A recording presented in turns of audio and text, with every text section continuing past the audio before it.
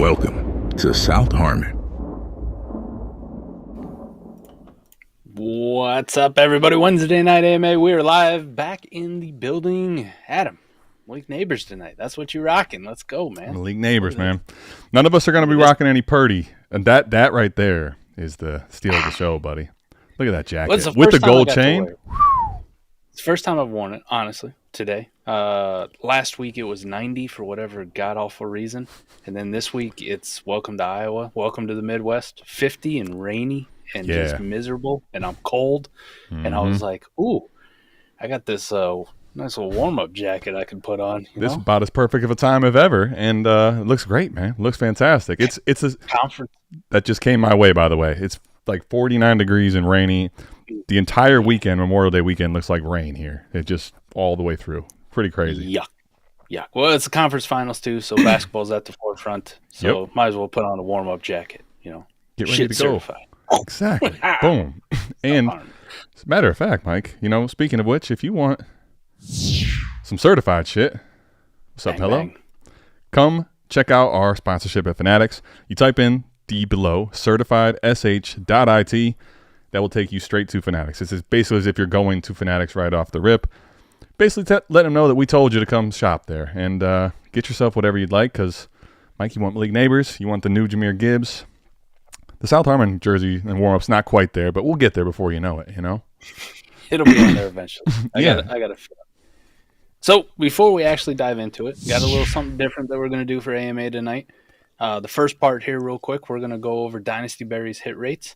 Also, never fear if you miss it, right, and you want to come back, you don't have to go back and watch the AMA live.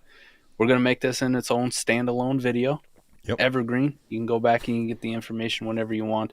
And the biggest thing, if you want the in-depth information, Dynasty Berry is always in that Discord, Wrinkle Brains channel, patreon.com/South Harmon. Come talk to the man himself. He put this together. I think it is absolutely phenomenal. He did it for me last year. We did an episode on it. I don't think we gave it enough attention, and I kind of forgot some things from last year. And now sitting here with quite a few of my rookie drafts in the books, I'm like, shit, you know what?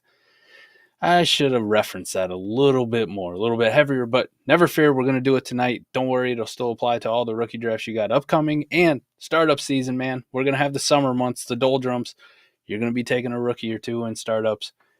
Here's your tiebreaker moments, boys. Here's your tiebreaker moments on what to do. So, Adam, without further ado, rookie hit rate charts. All right, Absolutely. DB put this together. This is based on WARP. One of the biggest flaws that I've seen in hit rate charts in the past has just been on top 12, top 6, top 24, that kind of stuff. I want to know in a generic league what the WARP is, and I want to know what historical WARP is. So DB did all the legwork, found out what the average WARP was for each position, broke it down by top 24, top 12, top 6, right? Then we also wanted to know, does it matter where you're drafted at in the draft, right? We could put a historical round 1 tag on somebody, but we understand that if somebody gets drafted in the top 10, that's S tier, man. That's an NFL team saying, we believe in you so much, we want to spend a top 10 pick on you. So, unlike some other hit rate charts, DB broke this down by S tier, round 1, 2, 3, 4, 5, 6, and 7, all the way through based on WARP hit rates. And we have data on WARP going back to 2007, care of Koopa and his awesome WARP tool, which you can also check out, southharmonff.com if you want to get that.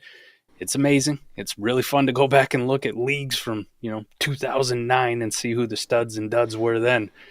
A little bit of flashback down memory lane for us old folks. But the WARP tool, WARP data, broken down by hit rates, data all the way back to 2007 up through 2022, and a little caveat, I gave DB, told him, say, hey, I don't want to know just what they did in the rookie year, right? Because we know rookies like Travis Etienne, for example, didn't play his rookie year, broke his foot. I want to know, can these rookies that you draft within the first 3 years of their career hit this threshold?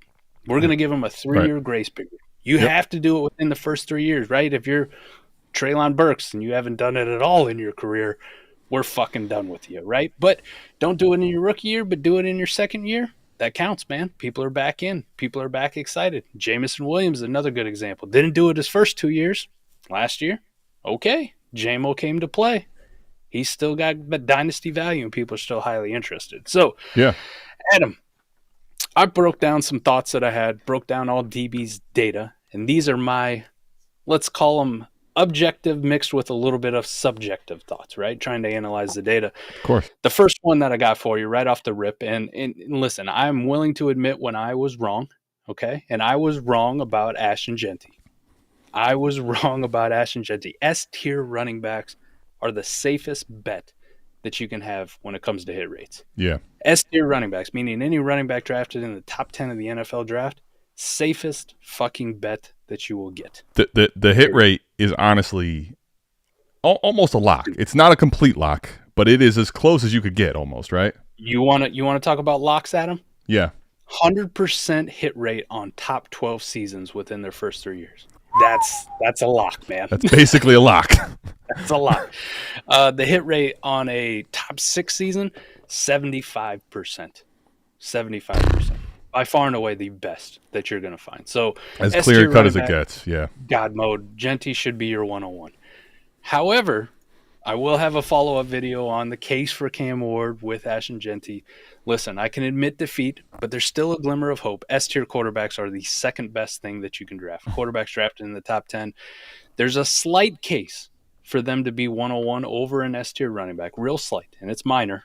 It's very, very minor, okay? Let me acknowledge it.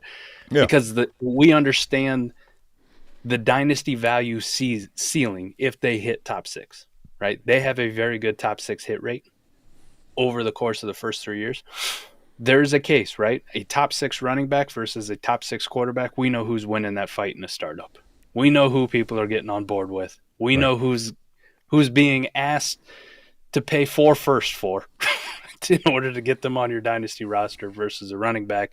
And also, the one thing that is really cool about Dynasty Berry's hit rates, the top 6 warp average for a quarterback going back to 2007 is a 1.6, Adam.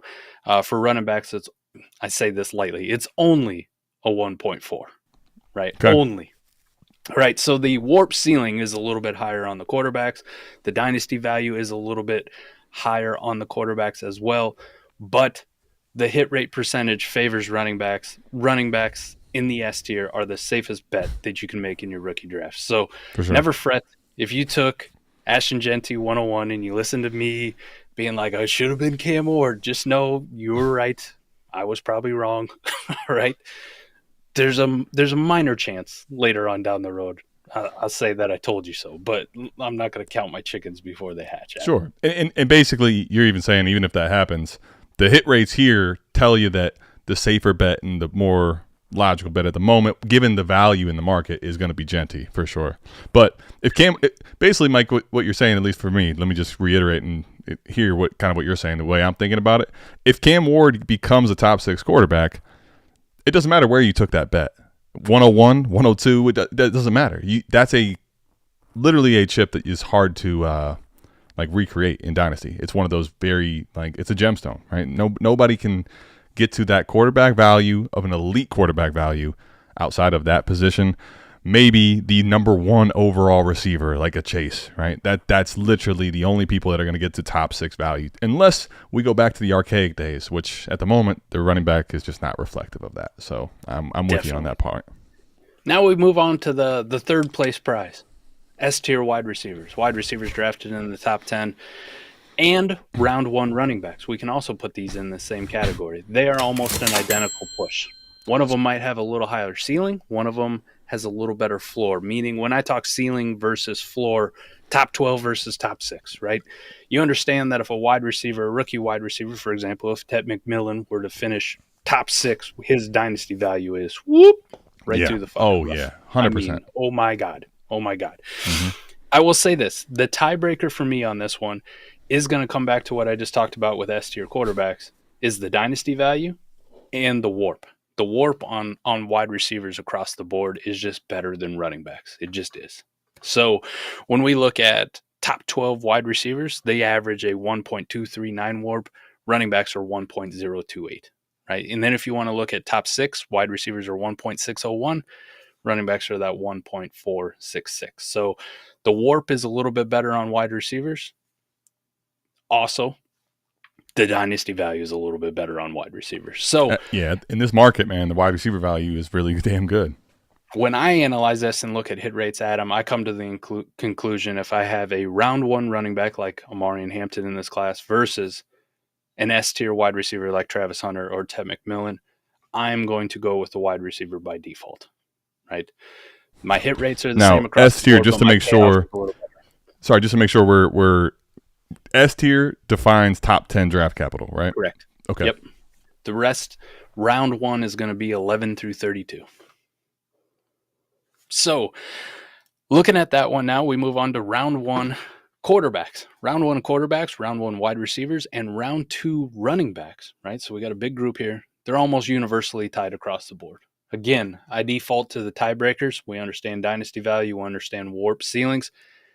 So, how I would interpret this if I was going to make draft decisions based on it, quarterback, running back, or quarterback, wide receiver, running back. And that's how I draft them in that order. Right? If I'm trying to maximize not only my odds, but my ceiling, and when the hit rates are that universal across the board for them, that's where I default to. Here's one thing that I found pretty interesting. Going back to 2007, round three running backs are sneaky good too. Sneaky good. All right. All hail Caleb Johnson. Okay. The case for Caleb Johnson starts now. Round three running backs are almost, and I mean, we're talking just a percent or two off from round two running backs. So let that be a lesson to you on draft night when we have our running backs get drafted off the board. Is it nice that an NFL team took them at the top of the second round? Yeah.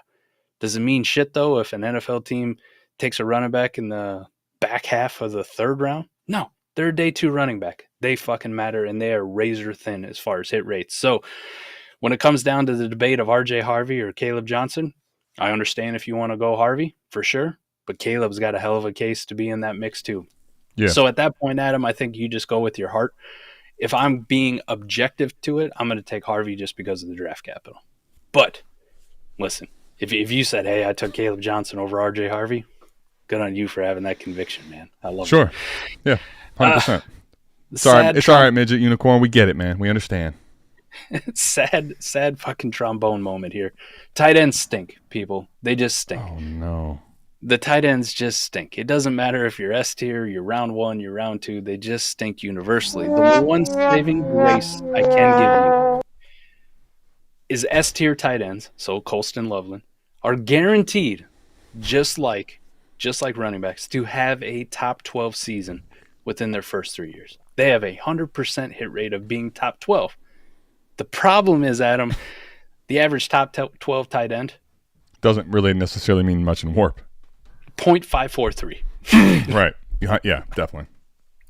The average top three tight end, which DB broke this down, 1.385, still trails every single position, which, other than Brock Bowers, who is not in this data set, right? Because we stopped at 2022 because we don't have 3 years of data to judge 23, 24, and 25 class yet, obviously. Brock Bowers would be the only tight end who would even approach that top three. One tight end. And this data set right now has 23 tight ends dating back to 2007 with S-tier draft capital. Not great odds. Meaning either Brock Bowers is the truth and the next coming of Travis Kelce and going to repeat this forever, or it's a one-off, right? It's an aberration. So don't bank on it. Don't bank on it. Don't go chasing the next Brock Bowers because it is a very rare commodity. Listen, you can have a safe one where they will hit top 12. Think Kyle Pitts. Kyle Pitts is in this data set, part of the S-tier 100% lock within your first 3 seasons to have a top 12 season. And yes, I do acknowledge that after Kyle Pitts finished as tight end 11 in his rookie year, his value went through the roof. But I can also acknowledge that the fall for Kyle Pitts has been astronomical, and you've just been pissing away money left and right. So tight ends for me are going to be in a void. If there are better options like round 3 running backs, round 2 running backs, round 1 quarterbacks, pretty much any other position that's round 2 or above other than wide receivers at this point, you should not be drafting these round 1 or S-tier tight ends over. Sad story. Yeah. I mean, the one thing I will say about it is, and this has been kind of Mike, I'll say this is confirmation bias for me in the way I'm thinking about tight ends, because to the warp discussion, I think this actually is kind of proving the case for the production bet. I think the really interesting part about the data is that if you talked about them hitting, like Colson Love is basically by data hitting in his first 3 seasons a top 12 tight end, where these guys, the craziest part about the tight end position is this gap in dynasty value and production. So the bet could be correct if you think in your market you can actually move off of these guys. Because if Colson Love has a top 12 season, Mike, he's going to end up being valued as like tight end 2 or 3 or some stupid ass shit, right? So that, I think that's the biggest thing for me. Most of my leagues, Mike, I am almost confident in that the market is not friendly enough for me to make that bet. However, if your market is that way, I think that's the case for the tight end. It's not really the production. It's that they don't have to hit that high of a floor to have a dynasty bump to even sell from where they're at, which seems inflated already. So that was just the one point I wanted to make, because the warp is not friendly to it.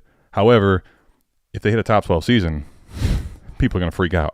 I saw people freak out and fight me for a whole year about Chig Okonkwo when he was barely a top 20 tight end, right? So that's kind of the point with the tight end spot. Chig Okonkwo, Greg Dulcich, right? That short that you made, epic, lives on forever and still very, very true to this day, even though it's a few years old, Adam. Still amazing. True. One of the few of mine that, didn't kind of age like milk, if you will. But anyway, Mike, let's keep this thing going, man. This is interesting data, man. Here's one of the most shocking ones, right? I love Jaden Higgins, man. I love Jaden Higgins. I love Luther Burden. I love Trey Harris. I hate Tyler Shuck. Round 2 quarterbacks have a better hit rate than round 2 wide receivers. I was getting ready to dunk on these receivers, but I'm glad you're already taking it there. Let's go. Oh, my God. Tyler Shuck, stand the fuck up. Let's go, man. We should be taking Tyler Shuck way the fuck higher than we ever had. The craziest part about him, too, is that like the ADP is going to be so weird for a guy like him to actually look at because of the Derek Carr. In the midst of rookie draft time, Mike, he freaking retires, which totally throws off the data set. But keep going. The data set for a round 2 quarterback to hit a top 12 season within their first 3 years, 17%. So not astronomical, but round 2 wide receivers, only 15%. But think about that, 17%, Mike. The other thing is, like, round 2 quarterbacks eventually typically do start, not necessarily right out of the gates. So that already gives a bump to him. 17%, Mike, and you get to draft him in like 211, 212, third round sometimes. Gee, yes, Christmas. And then we want to look at elite seasons. Round 2 wide receivers only hit top 6 at a 4% clip. Round 2 quarterbacks hit it at a 6% clip. So they beat them on the top end, and they beat them on just top 12. So listen, Tyler Shuck, we should be moving him up. And the other one that I have, we kind of talked about it a couple weeks ago. Round 3 quarterbacks, also sneaky good hit rates. Almost on par with round 2 wide receivers. So if you wanted to make that bet on a Jalen Milroe or any other future round 3 quarterback that gets drafted out there over a round 2 wide receiver, it's a very reasonable bet. Yeah. Go ahead and do it, man. So Adam, what I did then is I went through, based on my breakdown that I have of this, how should we be drafting these players? So I did the top 24, how I would draft the first 2 rounds based on hit rates, right? Okay. Taking all subjectiveness that I could think of out of the mix, minus the ones where they're tiebreakers, right? When they're razor thin and razor close, I'm going to side with my guys. So don't get upset if there's one guy over, but I did break down dudes into tiers as well. So what we have, Ashton Genty, clear cut 101. But 101 tier break, right? It should be a tier break. Okay. It should be a tier break. Cam Ward, tier break 102. Okay. No question. Okay. Cam Ward should not be going past 102 in any rookie Superflex draft that we have. Travis Hunter, Tet McMillan, Amari, and Hampton in that order in the same tier, right?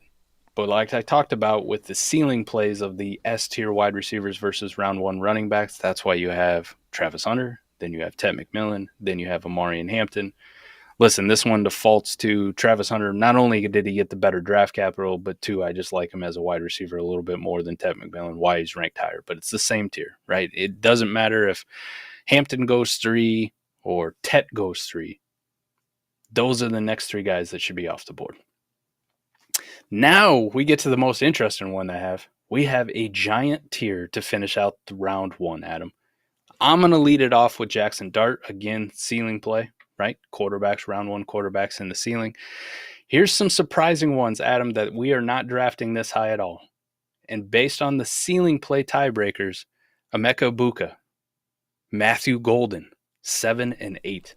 Well, at least I've been telling you to draft Emeka You Egbuka, have. so I'll get one of those. Matthew Golden, I didn't get enough shares of, and I would probably, in some drafts, might go back and take more of him if I could, frankly. And the rest of these guys are just ranked off their draft capital. It's going to be all the running backs, Quinshon Judkins, Travion Henderson, R.J. Harvey, and Caleb Johnson to round out your first round. I thought it was very interesting when I did it and I ranked them. I'm like, wow. So you have 7 and 8 would be Egbuka, Golden, and then basically 9 is a new tier, or is it the same tier? Let me just ask. Same tier. Okay. They're same tier. Their hit rates are very, very similar. We're just breaking ties based off of ceilings. Okay. Right? Warp ceilings and positional dynasty value ceilings. So yeah. No offense to the running backs, but they get pushed up a little bit higher. Matthew Golden gets disrespected.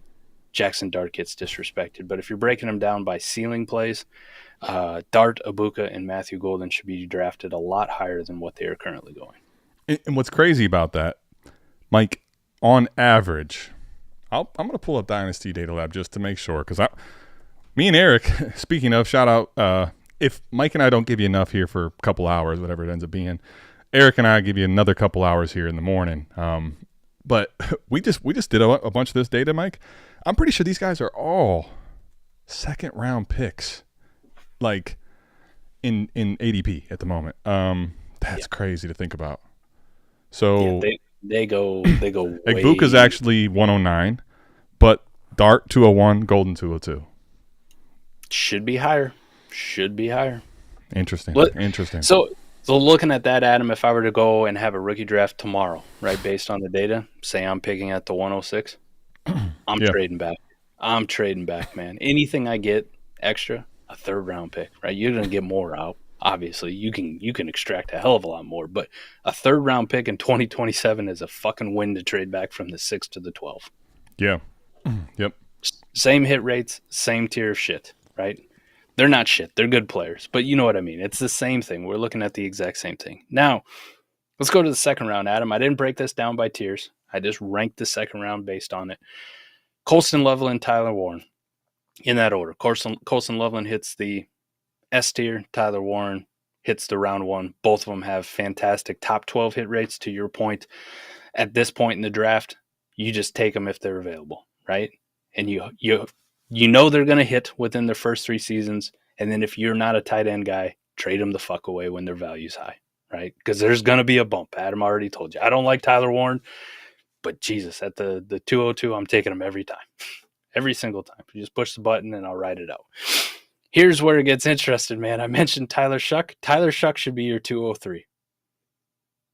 Tyler fucking Shuck should be your 203, followed by all the other round 2 wide receivers that we like, Higgins, Burden, Harris. I did put Milroe over Besh, even though Besh is a round 2 guy. The hit rate on round 3 quarterbacks is so good, and Jalen Milroe does fit those categories of quarterbacks we see succeed in fantasy football because of that dynamic rushing ability. But if you took Jack Besh over Jalen Milroe, you're completely within your rights. And then the best thing I had to round out the second round, Mason Taylor, Terrence Ferguson, Elijah Arroyo, those round 2 tight ends. Thank you, Sam Laporta, and all the other round 2 tight ends who have hit for us over the years. Also very, very safe bets. And your very last person you should be drafting in the second round based on hit rates, Kyle Williams, Adam. And if you notice, there's no Bashal Tutin, there's no Cam Scatabo. Round 4 running backs historically have abysmal. Yeah. Abysmal. And to your point, right, when we were talking about this, like, can stuff change with the current, like Bucky Irvin would help change the data set, but we don't have enough data for Bucky to really get into the whole really big dynamic of the going back to 2007. So some stuff can change, and you can look at Bucky Irving, but just if you look at the blanket years, Mike, you know how many round 4 running backs basically give us absolutely zeros and nothing in Dynasty? A lot of them, right? Top 12 hit rates on round 4 running backs, 3%. Ooh. That's And 3 just out of funny 100 for those that. And just funny how the data works out. Round 5 running backs are actually better at 7%. Right? Right, because at that point, I think here's the thing about, you already said this about, I wanted to go back to this point real quickly just to highlight Caleb.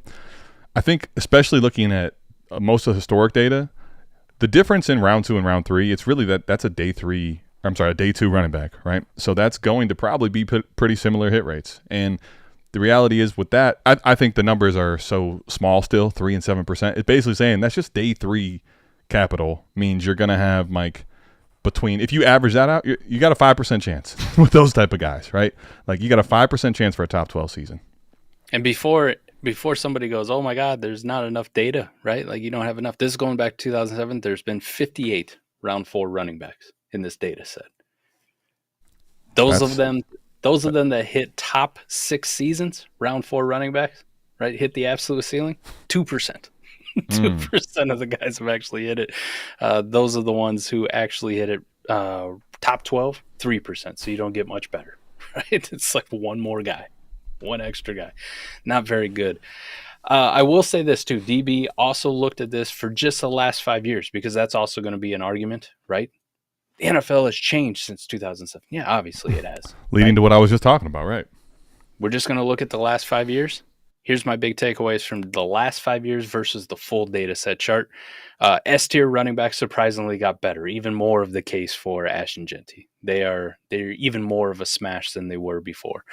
S-tier quarterbacks got slightly worse, not by a lot. We're talking a few percentage points, but they did go down. We had more busts within the last 5 years of S-tier than we ever had, in the total data set.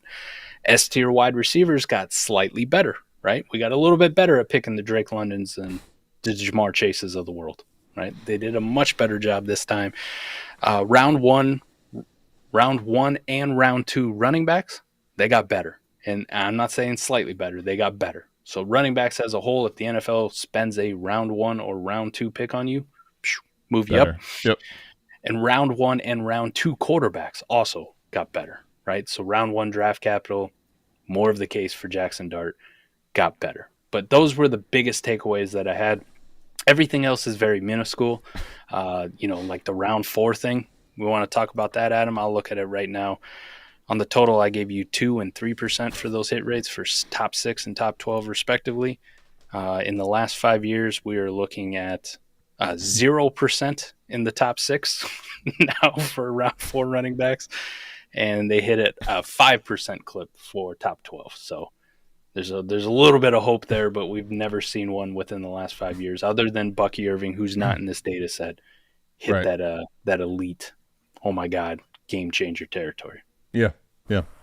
I think the reality is, right, like we've been told that and I'm not even going to say that what we've been told is necessarily wrong up front, Mike, but I'm not going to call my shot because I wasn't banging the table for this narrative, but I've been saying that I think we just were looking for something to be excited about in this class. And it's like, oh, the running back talent's so great. And when we look at the hit rates and we look at where everybody got drafted, it's like, God damn it. It's really not that great of a running back class. Like it's good at the top, but that's really all we should be taking from it. The rest are taking shots on guys that you hope do something in a landing spot that's unlikely with historic data to hit, right? It could hit, but it's unlikely. I think that's the reality of it, Yep. And on our round 4 running back thing, just to finish off the show, right? Because you do have Bayshall at 2nd round very consistently. Cam Scatabo also in that same range. Something I brought up, again, shout out to Eric in America's Game Pod 2 weeks ago.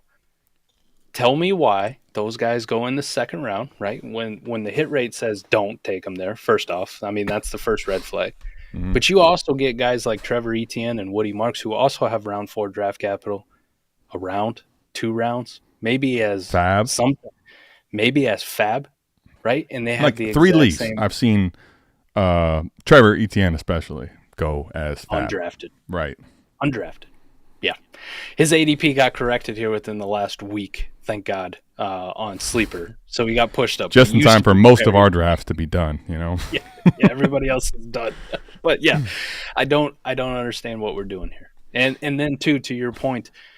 Right, when you talk about day 3 guys, the round 5 running backs, right? You can make a case for all the round 5 running backs at the same thing. And some of those guys are going to go undrafted, especially in Fab. So, right. Listen, just something to think about, especially if you got any rookie drafts coming up or you got startup drafts still that you're going to do over the summer. When you're taking shots on these round 4, round 5 running backs, you're playing from the same pool, right? Just take the cheapest option, right? Don't reach. Sure, if Bayshall Tootin or Cam Scatterbo hit, will you be a little bit upset you don't have shares? Yeah, I would be. I'd be a little bit perturbed. But guess what? If they don't hit and Trevor Etienne's the one that hit that I got for damn near free, oh, you're never going to hear me shut the fuck up.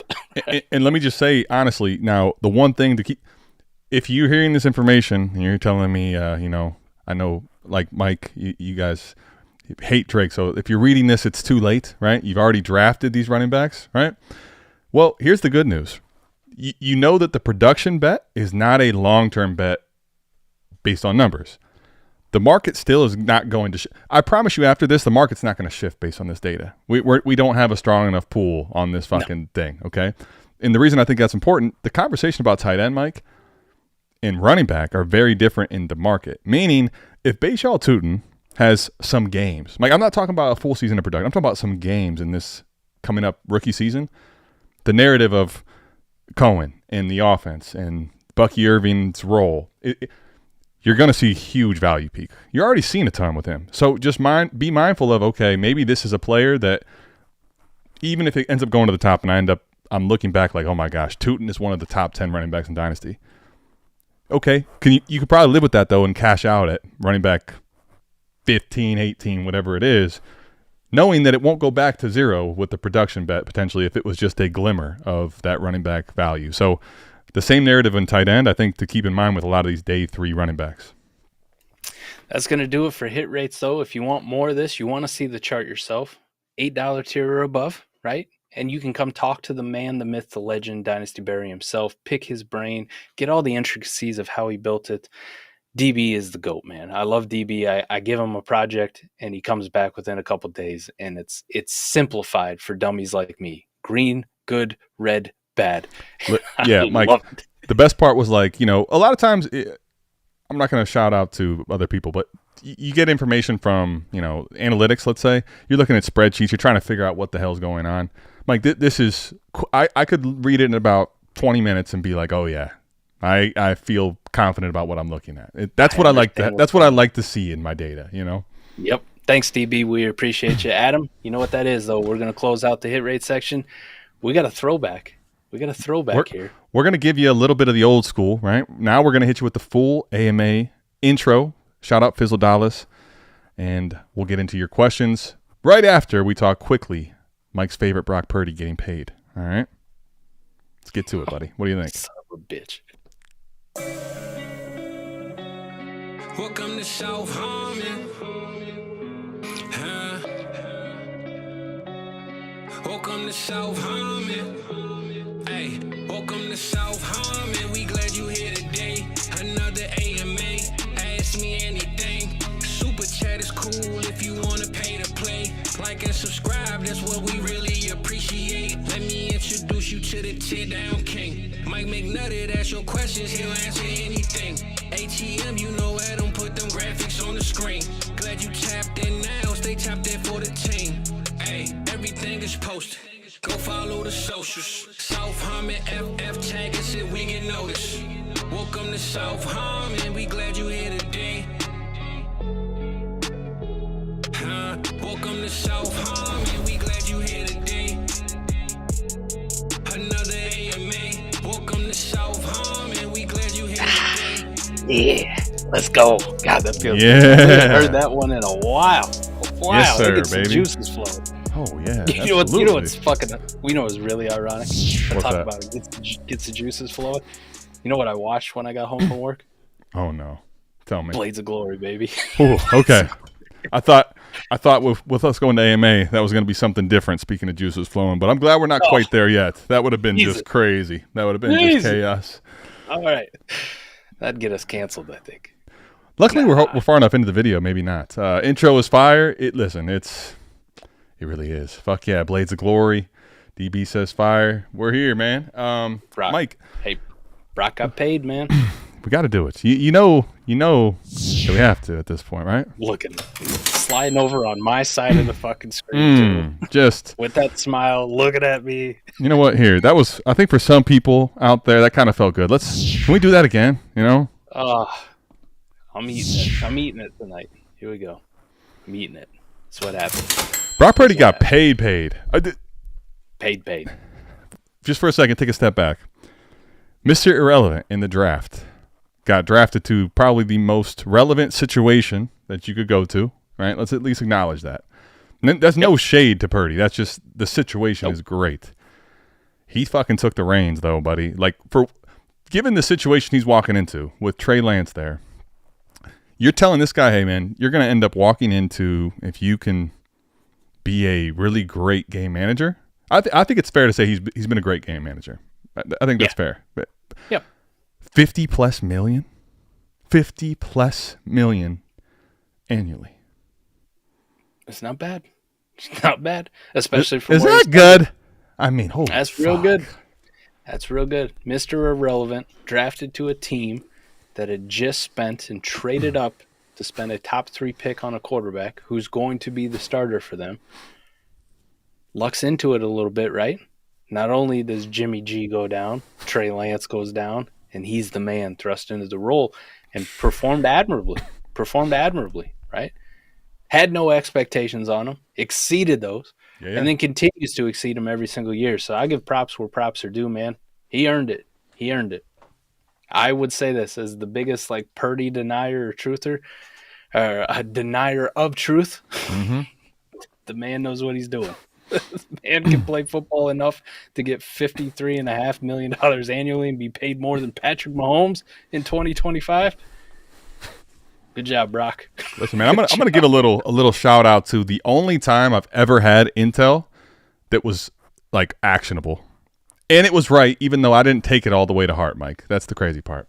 Me and you both continued to bet on Trey, but Mike, at my buddy's wedding, right? My good friend Steve Hamer is now brother-in-laws with Eric Armstead. Okay, gave me a little love here. Stay hungry. If you ever seen the celebration, he's in Jacksonville now. He does the belly rub, Mike, when he gets a sack. Stay hungry. He said this is actually coming off of that season where Trey got hurt, right? And Purdy ended up getting the keys and played well. The way in which he described to me when I was just asking him at the wedding, like he was basically saying, listen, I think Trey Lance had his shot and it's kind of gone past. Just think about that for a second. The investment they had at that point for a guy on the team to be saying, yeah, I think that Trey Lance thing's kind of come and gone. And the crazy thing was how highly he talked about Purdy, and he said, I don't think people really realize how much he's done as far as improvising was his word that I'll never forget. Like improvising, meaning keeping the play alive to just let the playmakers that they have buy a couple extra seconds to let them get the ball, right? Yeah. Man, you talk about like at that point, it's just impossible for my brain thinking of analytics just prior to this, right? Thinking of hit rates. Even with that info he's telling me, I'm like, well, this is still Mr. Irrelevant. That's a guy that they invested 3 first-round picks in. Like, I'm like, I don't know if I believe this. Well, buddy, here we are. Trey Lance, he hasn't even played, for the record, since. Like, literally. Has not even played. Like, it's just insane. Brock Purdy is laughing to the bank. Whew, man. Let me ask you this. Does this actually, I think it probably cements his value in the range that he's at. But let me ask you this question. For him in Dynasty, the production now is going to become the reality of where he's going to go, right? He's going to get to the age where it's about production, and there's no youth movement with him any longer. With him getting this type of a bag, do we think that there's still some upside in production given like the Frisco offense and the playmakers around him? Or do you think at this point, like, there's a little bit more to be wary of with him? Like, realistically, if we can kind of put the old shit to bed. We know he's now going to be their quarterback for a long period of time outside of something freaky. So with that said, what are we thinking about the situation? So right now he's kind of in that QB 12 to 16, 17 range for a lot of people. And it's a pretty deep, like, who's who of quarterbacks in that range. You know, and you can see him go wherever. Mm-hmm. I think even on a bad year last year, I mean, San Francisco was not good. They missed the playoffs, right? When everything fell apart around Brock Purdy. Yes, Stevie's right. It wasn't great. It wasn't great. But he still gave you production of, like, on par with kind of what we think of Kirk Cousins for the longest time, right? Always going to be that Really very good. good QB2, back end Yeah. QB1, right? Because Purdy had showed last year that he can move more than we kind of thought. We knew he was athletic and he would scramble in the pass, but the actual rushing production started to match up, right? He started to approach that 400 yards rushing, and you're like, oh shit, okay. So the production ended up being pretty good, and he was a good back end QB1, high end QB2. Right. And I think if you're getting Brock Purdy as that like QB 15 to 18, you're getting value. You're getting value, especially for this year. My biggest concern with Brock Purdy was a year or 2 years ago when people were trying to push him up into top 8, right? Like he had that phenomenal season and everybody's like, see, Mike, you're just a hater. Look at his production. He's QB 8 on the year or whatever the fuck it was. And I said he's QB 8 with everything perfectly around him. And he got a little bit lucky, right? We can still acknowledge that. I've never seen a quarterback have so many fucking interceptions dropped. Like Dude. It just must be how hard he throws it. I don't know what it is. Or the weird spiral he puts on it. But defenders just drop this shit, which is I think they're also it has to be, in my opinion too. I mean, obviously this is kidding around because it's obviously just coincidence and craziness. But I'm thinking like, man, they're just so worried about trying to keep at that point a fucking crazy Debo in front of them and Ayuk healthy, a Kittle. They're the ball even coming to them is just they just kind of fucking fumble the thing, you know. I don't what know am I doing here? Exactly. It's a Ricky Bobby moment, you know. I think if you take him any earlier than say like QB 13, QB 14 in your dynasty drafts right now, you're drafting him at like where he should be, and if you go any earlier, you're setting yourself up for long-term failure. In startups, for the record, real quick, Mike, just to give you I'm going to pass it right back to you, just to give you context. 412, 501 turn, you're looking at T-Law and Purdy, quarterback 17, 16, 18 range. Yeah. And where that is, that's perfectly fair. If that's where you want to take Brock Purdy, go for it, because I think there's meat on the bone for production, right? Especially with the guarantee of the contract. We got to acknowledge that does say something for the next couple years, for sure, about him having a job and being the guy for the next few years. My biggest concern is if you go too much higher than that, Adam, and you start going like, I'm going to draft him at QB9 or I'm going to draft him at QB10, that's probably where his production is going to be for the next couple years. But there's a realistic scenario that it gets worse as the situation deteriorates around him. Mm-hmm. And as that situation gets worse and his production starts to tail off, then you'll start to hear the rumblings about, is Kyle Shanahan still going to be here? Is his job in jeopardy? What's that going to look like with the next coaching staff? Is Brock Purdy still our guy? Are they looking to move on from him? Or they're looking to do something else? Like, I don't think it's going to happen within the next 2 years, pretty sure. You got that baked in. I'd just be weary in Dynasty long-term of being like, dude, I'm drafting this guy at QB12. He's going to be right around here for the next 4 or 5 years. Yeah. You could see this situation drastically deteriorate. And we kind of talked about it before we went on the show, where it feels like San Francisco is kind of doing this New Orleans Saints model of, we're going to put it on the credit card, man. Just put it on the credit card. We're going to pay the tab. It's almost like America currently with the way that we have this debt. Like, just keep letting the debt roll up. We're never going to pay that shit anyway. Like, we'll just keep letting it go up. You know. Right. So they paid Brandon Ayuk last year. They paid Trent Williams last year. They paid Brock Purdy, and then they just paid Fred Warner. It's like, how many times can you keep doing this? And especially with like how last year went when you saw Christian McCaffrey not be there. You saw Brandon Ayuk go down. Debo was kind of a shell of himself.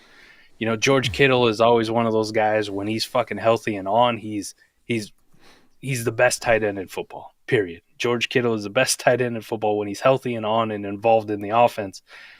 But he's always been a guy that sometimes is prone to miss 3 or 4 games, you know, like his style of play gets him banged up. And when Kittle's not on the field, then it's a different situation. And it's like, Juwan Jennings was a nice surprise, right? Like, he was a nice surprise last year. Ricky Pearsall at the end of the year, those last couple of games, it was like, okay, Ricky P can play. Are they long-term, like, focal points of this offense? Are they enough to carry it if Brandon Ayuk's not healthy right away, right? Yeah. Or it takes some time. If Kittle misses some time. Trent Williams definitely ain't getting any younger. You know, what happens to that offensive line when Trent Williams isn't there? Go look at the split stats on Brock Purdy and that whole offense when Trent Williams isn't in the lineup. It's fucking disgusting. How much longer does he have as an elite left tackle in this league? So there's a lot of concerning things, and then they're also paying all these guys, right? And we know how that salary cap will catch up to you eventually. Yeah. Now, one thing I do want to mention about Purdy that I think is important to note with the contract specifically, I think sometimes little shit like this is really more important than people want to give it credit for, and then somehow it doesn't get covered enough. Like Kirk Cousins last year, right? He gets a 4-year deal, $180 million, okay? Purdy gets a 5-year deal for $265. Now, the major difference, and go back to the Michael Penix video, I talked about this, where Cousins basically had 2 years of guaranteed money on his deal, right? Like, Brock Purdy, literally there's not an out. I want people to understand this. There's no, like, out on this contract. The total guaranteed of this, right, of $265 is $185 million. What I'm saying is, the thing about it is, Brock Purdy actually, Mike, even if his value is going down because of his production, which I think there's a case to be made there. I'm not guaranteeing that can happen, or that's going to happen, I should say. Look at the cap hit. Look at Brock Purdy's basically a guaranteed quarterback for the next 5 seasons. There's actually not that many you can say that about, frankly, in the NFL at this moment.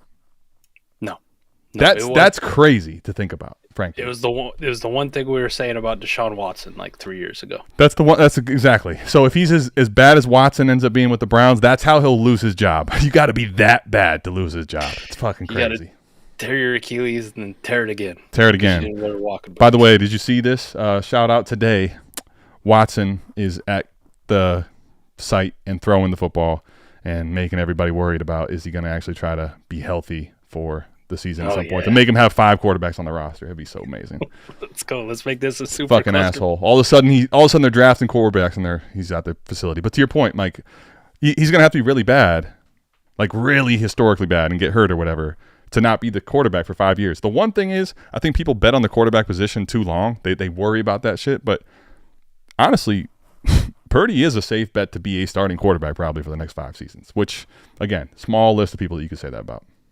So we got Brock Purdy with it might go back to being a good situation for the next couple of years. We don't honestly know. It could deteriorate. Right. Debo's out of town. Ayuk is coming off an injury. Right. Kittle has been unbelievable, but still getting older. And Chris McCaffrey, obviously, same picture, but injury problems. So let's figure out with Brock Purdy and the contract and the assurance of his long-term ability to be there, Adam. Right? Like his long-term ability to be that quarterback. Let's figure out like where you're comfortable taking him. Like, and I mean truly taking him. So we're going to play a little. Let's do this. We're playing a this or that for you, buddy. Fuck yes. Give me this. Roles reversed here. I'm asking the questions around here. I'll be, you be the judge, jury, and executioner, buddy. I'll be the person answering. Let's go. Let's do this. Jordan Love or Brock Purdy? Who you want? I think I'll still take Jordan Love here. Okay. Kyler Murray, Brock Purdy. Who do you want? Kyler because of the rushing. Baker Mayfield, Brock Purdy. Mike, we're having the conversation right here. We're having the real conversation. I think for me, tough. The market at the moment says Baker, but that's because he's playing out of his mind, right? Like, give you a picture with Brock Purdy that I was talking about. His production now is going to be what really shifts his value up and down, right? The younger guys don't have that necessarily happen the same way. Baker is back into this range because he just came off of quarterback, whatever it was, 2 in warp, right? In most leagues. Real high. So to me, I'll take Baker because of that market, but I think the reason it's really close is if Baker doesn't have a great season this year, like he doesn't actually produce a top 12 season, that value is going to evaporate pretty quickly. I think they're neck and neck. And it's really close for me. I'll take Baker by a hair because of the market right now. Which is also me acknowledging the fact that I'm probably a lot lower on Baker Mayfield than a lot of people, right? Like I think so too. I'm not taking Baker Mayfield as QB 14. The other thing about Baker that I'll say too is like with the weaponry, when I'm looking at like a tier here, Emeka Egbuka refilling the cupboard, man. Whew, I love that part for Baker at least. Yep. Cam Ward or Brock Purdy. Mike, this is to me is a great conversation about how do I play the game and what does my team look like. The way I am, I'll probably take Cam Ward, hoping because I want to be a very active trader. So to me, there's a little bit of the allure of Cam Ward, right? If he has windows even 4 or 5 week great spurts, But if we look back in a 16-game, 17-game window for him, it was very mid, but there's a 3 or 4 week window where he's like quarterback 15 or better every one of those weeks. He's going to have a little peak right there where I can try to move. Brock Purdy's not going to have that type of value influx. The reason I say that, I'd be taking Cam Ward because of that, and that's my goal. If I have a contending team and I don't play that way, I think Brock Purdy's definitely the bet. Yep. Here's one of the things I talked about a little bit in regards to the Cam Ward and the Brock Purdy situation. Last year with Eric, when we did America's Game podcast and we talked about quarterback rankings, and he goes, wow, you got all these rookie quarterbacks a lot higher than I would have expected, right? They were all right around that back-end QB1, high-end QB2 range. Like, I don't want to interrupt you, but I think to Fantasy God's point, the other thing, they couldn't be drafted on opposite ends of the spectrum. The first pick of the draft, Mr. Irrelevant. Right. But in regards to Cam Ward and Brock Purdy, just like last year, I'm of the opinion when I want to rank them and I'm thinking about how to draft them, and much to your point, Adam, if Cam Ward has moments or hits, you'll never be able to touch him for that price ever again.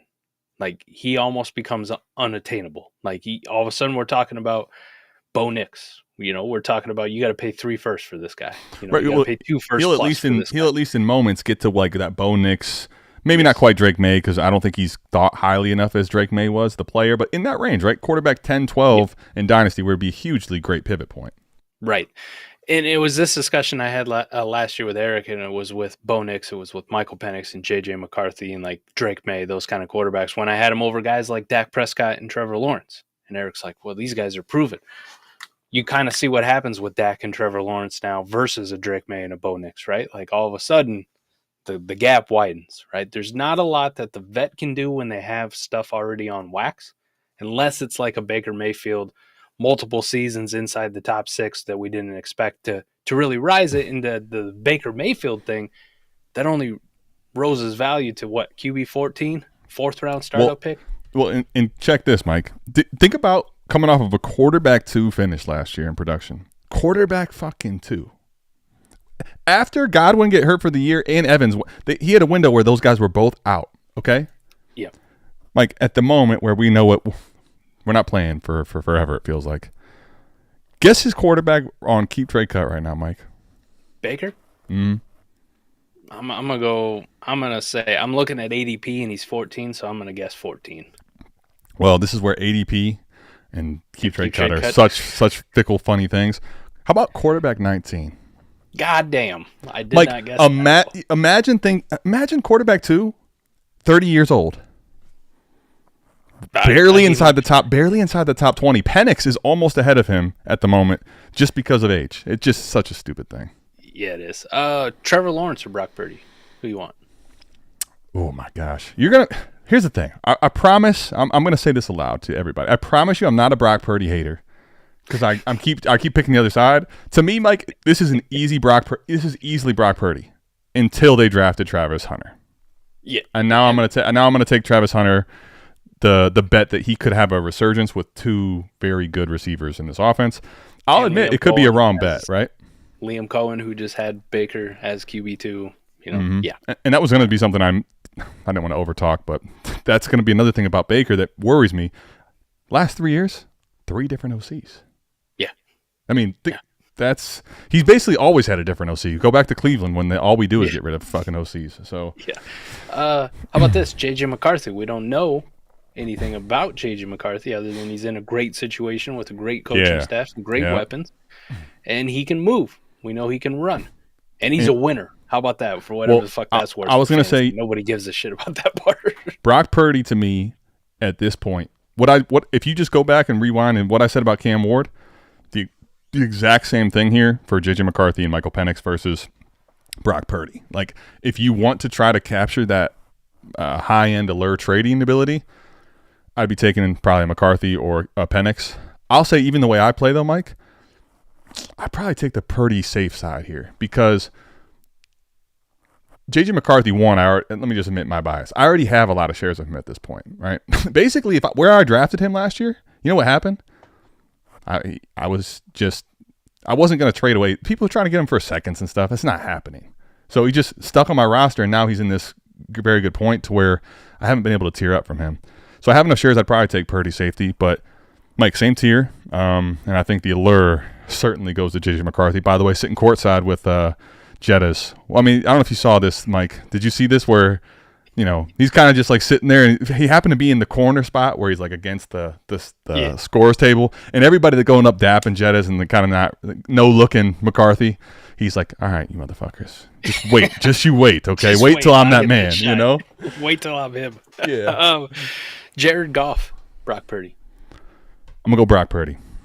Okay, I'll tell you why. Baker Mayfield, if you wanted to take him, I can understand it, and it's tight. It's close, right? Because of I talked about the weapons, the situation.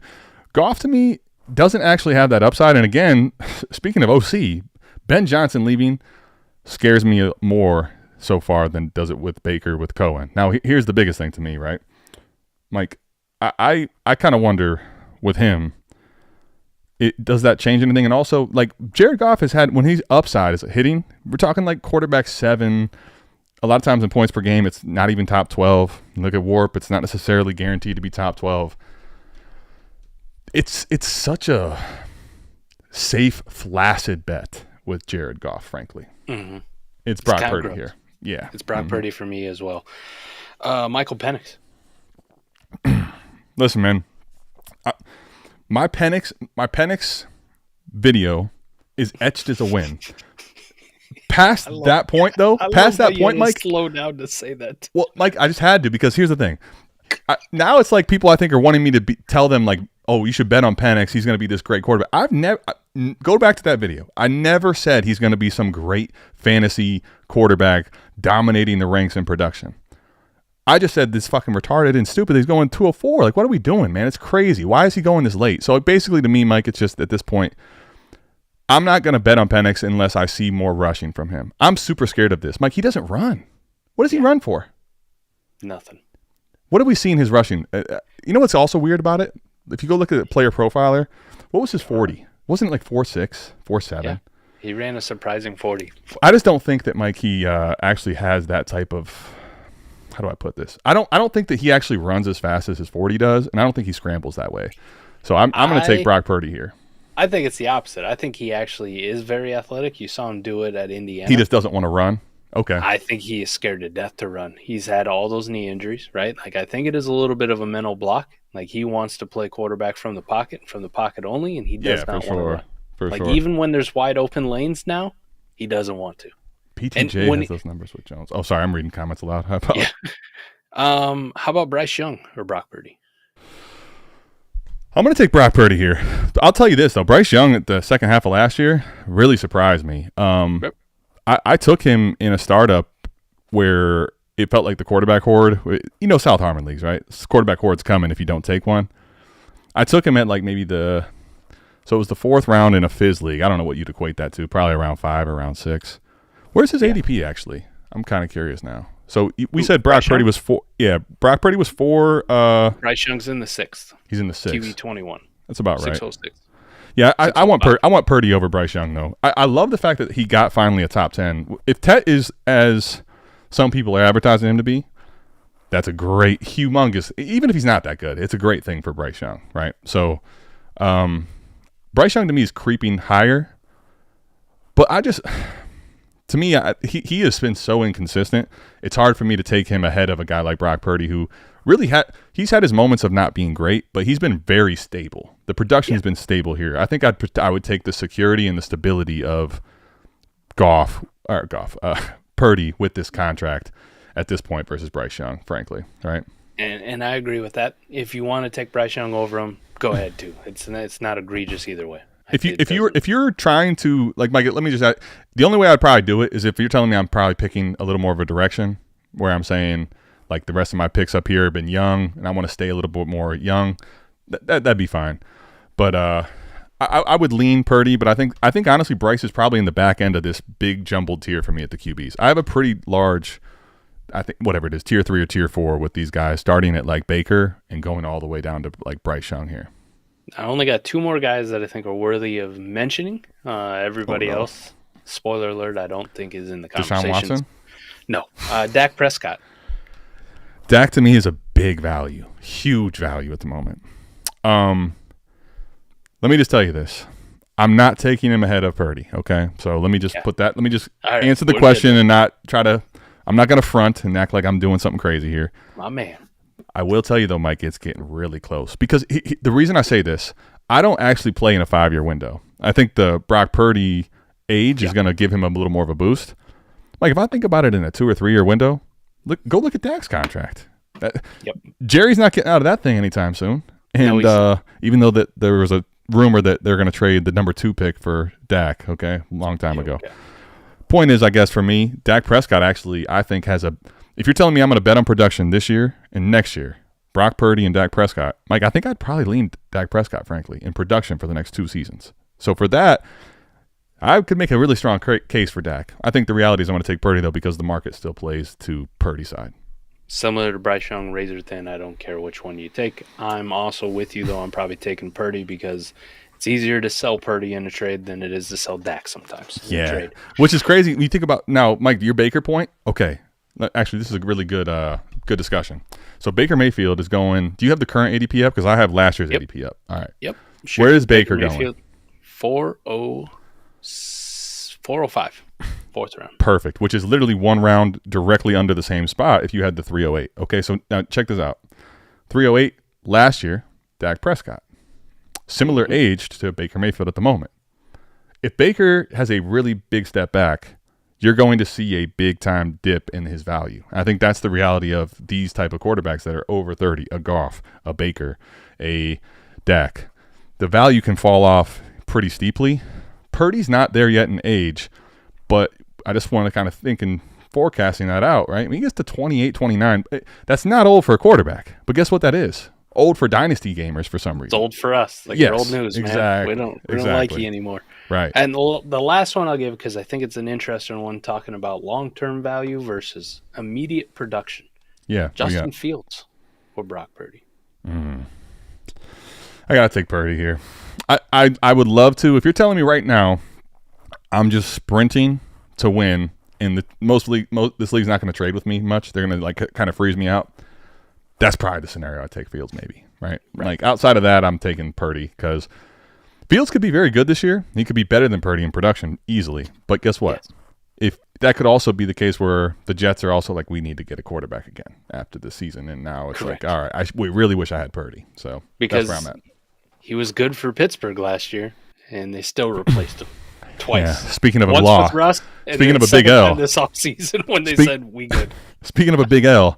I told you that money moves. Go buy Fields because he's not going to relent that job. That happened in a hurry. So, yeah. Fields is a fantastic 1-year rental in Dynasty if you can get him at cost. I think the best part about him is he's a 1-year rental that, believe it or not, could actually end up recapturing their quarterback room the following season. It's just that's the cherry on top. That's nowhere near a guarantee. Actually, probably the wrong bet if you're thinking about it from that standpoint. That's just a cherry on top.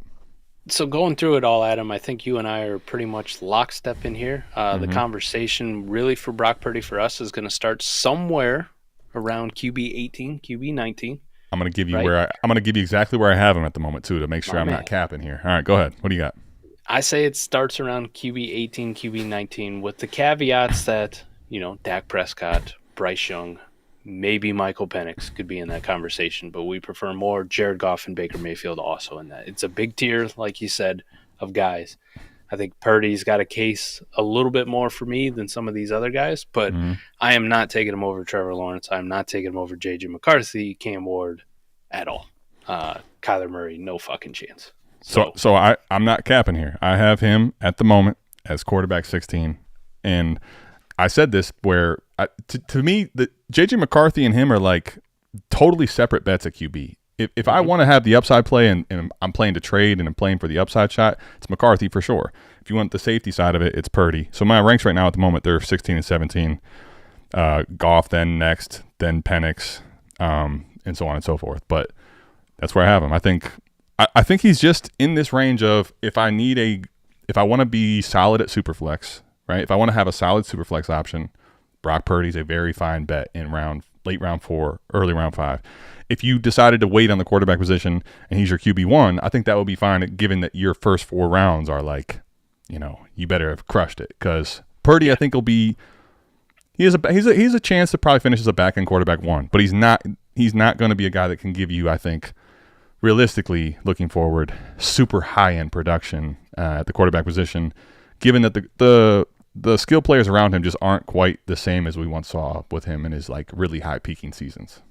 If ADP holds up and you're not in a South Harmon league with a bunch of assholes who like to draft too many quarterbacks, my bad for making this a thing, man. Did you see today? We got random Bob, man. Of course. Who's out here taking shots at me for fucking QB Horde. Now he's QB Horde, so you're welcome.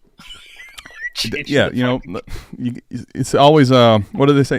Imitation is the most sincere form of flattery, Mike, I will say if ADP holds, right, you can build a very good startup roster coming out of it with Brock Purdy as your QB1. I would just be very conscious on backfilling with other guys that we talked about in that range, right? Like, get you a Dak Prescott, get you a Justin Fields in round 7. Like, that's a good QB room. That's a solid fucking QB room that has everything that you want. Right. And all you spent was maybe a 5th, a 6th, and a 7th on your quarterbacks, and you could do whatever the fuck you want in the first 4 rounds. I agree. You can get that done. I agree. Get that done. So something to be conscious of. You don't have to reach for these quarterbacks. I think Brock Purdy's in that category, big tier of quarterbacks where I'm not willing to reach on them. Just take the ones that fall to you. And as long as you're not drafting with a bunch of quarterback hoarding dickheads, you'll be okay. Right. You'll be okay. Let's get Purdy out of here. We gave him, and I gave Mike a good, long discussion of Purdy. Hard. Pause. Not at all. Ooh, all right, super chat. Let's go back to the super chat, which, by the way, Stro, I hope you're still with us. I imagine you are, and we just had a lot of stuff planned for the show. We're going to start off questions. Thanks, Stro. At this point, and we're going to start off with the super chat, of course. Rob, if you're still with us, it's okay if you're not, but if you are, questions are at this point being answered, okay? Because I know that's one of your favorite things to ask us. We're open for business, Rob. Yep. On this note, what are we doing with Hunter?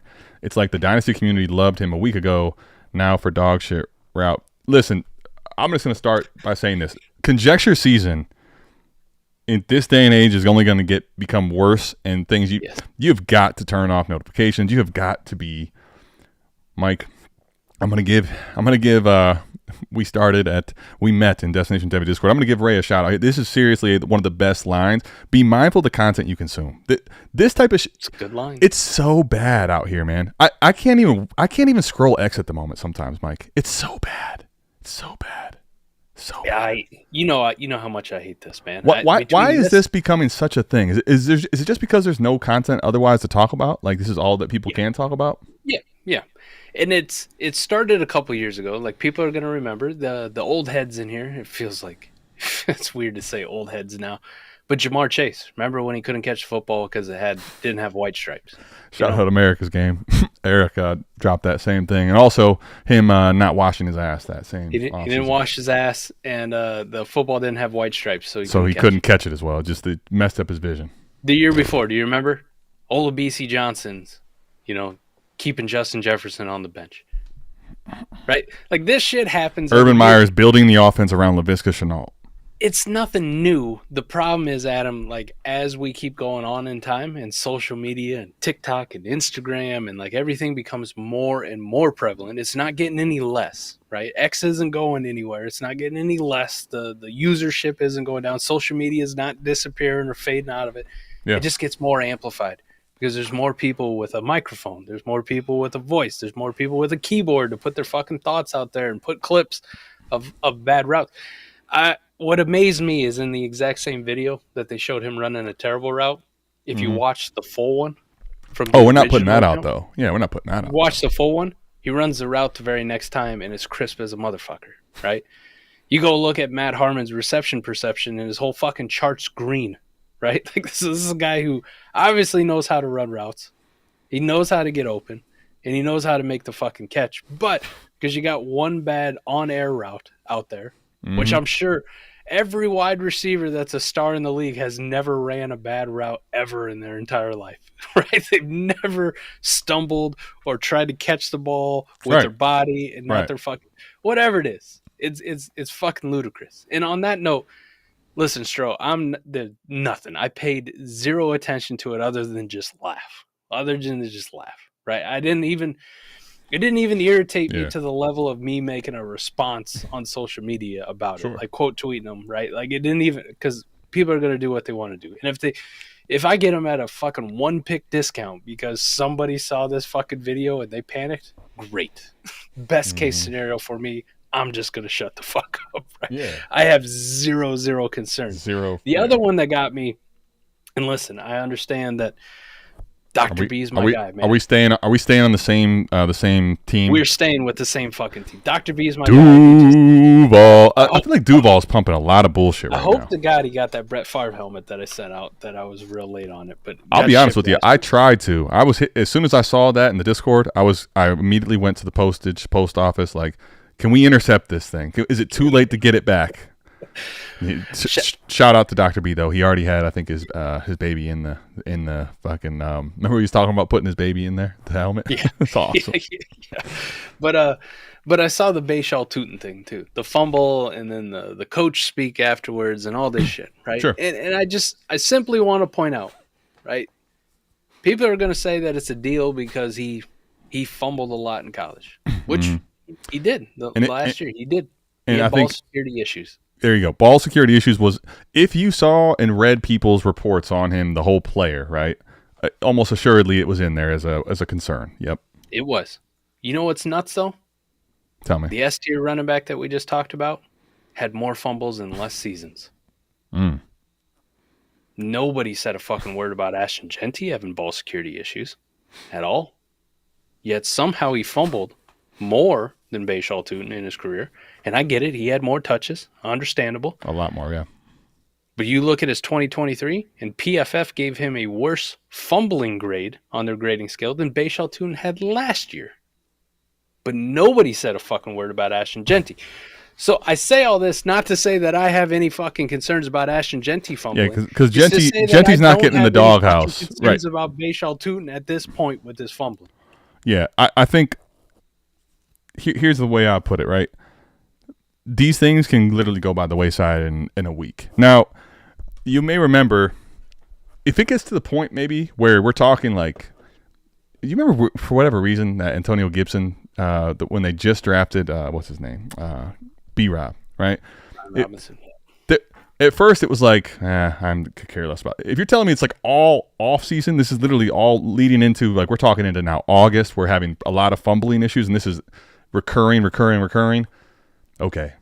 You can come holler at me at that point, like, yeah, well, maybe we have a problem here where this is ongoing and continuing. I think right now this is just crazy noise in May. We get into the first couple weeks of the season and he puts the ball on the ground multiple times, and now he's riding the pine in favor of Tank Bigsby or whoever the fuck else. You know, right. Who's that other two other guys they put on the team this cycle? Jaquindon Jackson and LaQuint Allen. LaQuint Allen, yeah. If he's getting passed up for those guys because he's fumbling in real fucking games and now he's in the coach's doghouse, right? Panic. Of course, and I think the other in May though. But like, here, let me get this point out as well, just to think about this. Okay, it's a 4th round pick, so obviously the level of investment in that type of a player, you could argue how high it is or not. Okay, we went over the hit rates earlier, but to me, Mike, if I'm this team and I really believe in this young kid, which I just took Tootin when, quick reminder, they leveraged everything basically to go get Travis Hunter. So that 4th round pick early in round 4 was actually a really important pick for them, right? If I know this kid has ball security issues, Mike, you know what I'm probably trying to do is get into some situations here where we can test this out, pop the ball loose, and make sure for the rest of the offseason, I'm telling Tootin to like work on this and improve on this. Hold the football, young man. And guess what, Mike? To me, that's more of the news. I think they're going to work on this and make it to the point where Tootin is very mindful of his ball security. I don't think this is anything to panic about, because here's the other thing. This isn't new information. Mike, think about this now full circle. Guess what? Ball security issues were exactly a problem if you knew about the whole profile of him, right? Yes. What? This isn't new information here in May. Oh my God, he fumbles now. No. It's silly to me. It's really silly. I'm not going to tell you that you couldn't be worried about it if it continues to play on, but I think this is just, if you're telling me, Mike, here's the thing. We're taking a guy in day 3, right, round 4, blazing speed, all the traits of fantasy high-end upside. Of course there's some fucking warts, y'all. Like, of course there's some problems. If he ends up dropping the football, puts it on the ground a bunch of times, okay, we're probably going to have a reason to see like why he didn't succeed. But if he works on that in this offseason, Mike, he's going to get on the field and he's going to have a chance to show with all that speed how you could pay off in round 2. I'm not worried about it at all with Tootin at this point.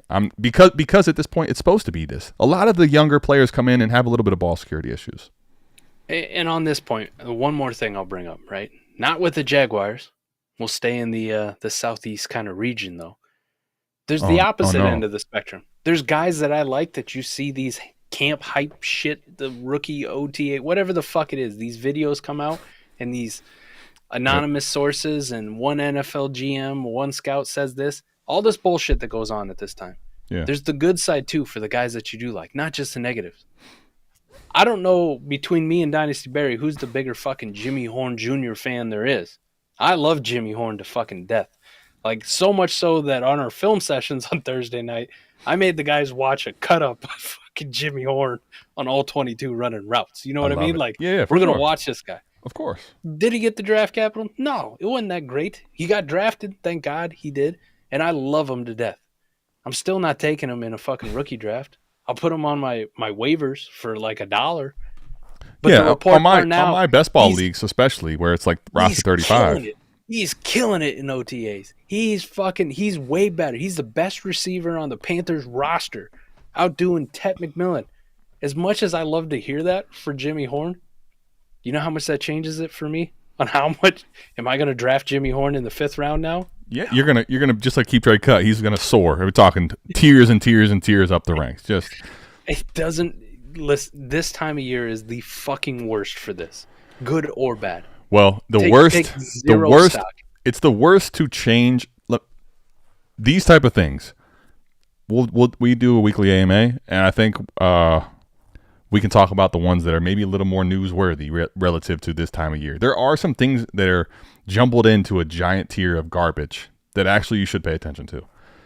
The problem is the majority of them are basically, if it was back in the day where it's paper, right, newspaper, pick it up, pick this freaking X post and put it right in the garbage. It's not worth the time other than, now, the good part is we play in a league where, guess what?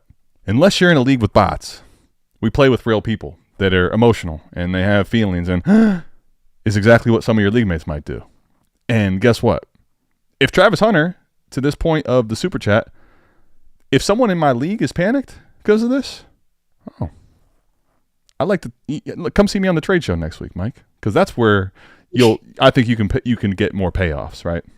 We're not even good at picking this shit out in real training camp a month before the fucking season starts, Adam. Like, we are bad at that part. And we're trying to do it in May, right? We're trying to do it in May. I'm young enough to remember after Jalen Reagor had a fucking horrible rookie season, the following training camp, nothing but Jalen Reagor highlights. One-handed catches. Most dominant receiver for the Philadelphia Eagles. Watch out. The second-year breakout is on. Nothing but positive. All for him to be just what the fuck he was in his rookie year. Absolute dog shit. And that is right before the season started. We suck at picking that out in August. Yeah. What makes you think that in May people can pick this shit any better? You can't. We suck at it. I just think like this is one of those things that I think I use it to my advantage if I can, and for the most part I try not to pay too much attention to it. I'll poke some fun at some people. I'll mess around. I'll be playful with it, but it's just not something that's in the big scheme of things as much as I care about as much. All right, let's get into some other questions as well. Hell yeah. All right, Rob, if you're still here, I've had you queued. Mike and Adam, when do I trade away these elite players before their value tanks? I'll be honest. I have this star because I don't know what this means. I don't like truly elite players. Their value doesn't necessarily tank. So it could.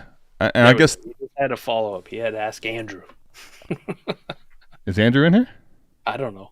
That's what he asked.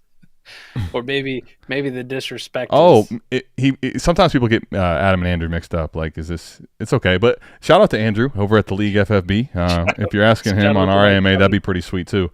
When do I trade away elite receivers like Chase and Nico before the value tanks? Now, to this point, this is something especially in best ball, Mike and I have talked about where if you can trade off of the guys that are in the wide receiver 1 overall tier, right, for 3 legitimate assets, and 1 can be a tier down or 2 can be a true tier down, especially in best ball, which most of our formats are, that can end up being a fucking smash. Now, I'm going to be choosy about the assets I get back, but as far as when do you do it, I mean, Jamar Chase is also one of these guys, Mike, you don't have to be picky about trading away Jamar Chase. You can trade him for the next 2 seasons, and I can almost assure you, even in worst case scenario, he's a top 2 round startup pick. So he's got a ton of value. He does, and he's got a ton of insulated value built in too, especially with the contract. You don't have to be aggressive, but if there's a deal that comes along that's a clear win for you, let's assume Superflex, 12-team, start 10. Just a generic PPR fucking league. Adam, if somebody says, "Hey, I really want Jamar Chase," I'll give you Malik Neighbors in a first. I don't even think twice about it. It's the same tier, or very, very close in tier. I just take the extra pick and I move on with myself. And I'll tell you what, you'll be so happy too, because Mike, you see I'm wearing this jersey. It's when we get done with this, I'm planning to be a little bit of a night owl here. I'm going to do a video coming out next week. My case for Malik Neighbors overall wide receiver 1. So to your point, this is where we talk about you just had the tier down there, right? Sometimes, Mike, you can tear down without actually leaving a tier. That's the best tear down.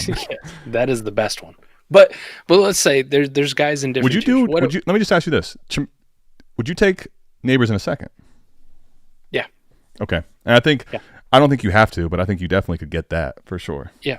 But let's go down a little bit farther. Yeah. Right? Okay. Let's go to a clear different tier from So Chase. what are we talking here? Give me some names. Throw them out. Drake London. Drizzy. First. There you go. Going Drizzy in a first? I think here's the thing, right? In my format, I want to know some things about this. I would probably do it almost universally to answer the question just generically. Yeah. I do think when you're going down to Drizzy, though, I think you can be selective. Like, hey, does this person have multiple first? If I'm betting on, let's say, this is a team that's not the greatest, like if I can go to this tier, I'd be almost picking and choosing the guy that I want based on the teams. So what I mean by that is, Mike, I'd rather take Garrett Wilson, go down a little bit further maybe even, and bet on a team that's maybe going to miss the playoffs. Garrett Wilson in that first, as opposed to taking Drake London, let's say, and a really damn good teams first, if that makes sense. To this tier down, though, like this tier, Mike, I think these are really easy to get typically in a lineup start 9, start 10.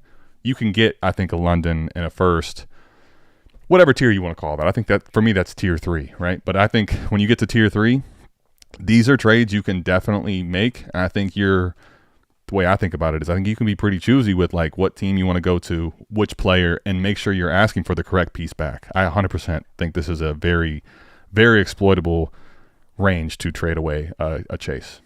Yeah, I was going to ask you an easy one. Lay up Puka in the first.